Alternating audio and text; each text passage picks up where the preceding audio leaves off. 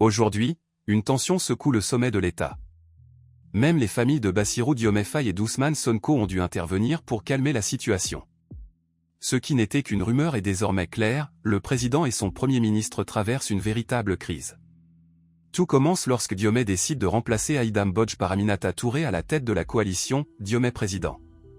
Une décision que le PASTEF, et donc Ousmane Sonko, n'approuve pas. Mais ce désaccord n'est que le début. Depuis plusieurs mois, les deux hommes ne sont plus d'accord sur plusieurs dossiers importants. Sonko déclare même publiquement que le pays manquait d'autorité. Sénégal amul benn problème autorité la am autorité la am. Un message perçu comme un reproche direct envers Diomaye. Une réunion a ensuite eu lieu entre les deux leaders et des responsables du PASTEF pour tenter d'apaiser les choses. Et même si la rencontre a temporairement calmé les tensions, leur relation reste fragile.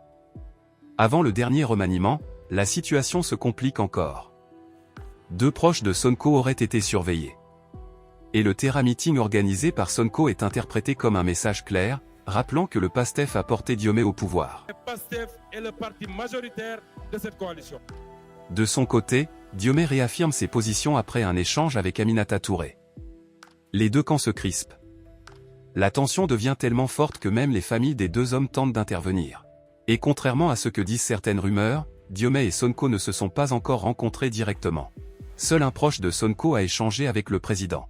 Aujourd'hui, le calme revient légèrement, mais le malaise reste présent. Et une question demeure. Diomaye et Sonko pourront-ils retrouver leur unité d'avant? Abonnez-vous pour ne rien manquer des prochains décryptages.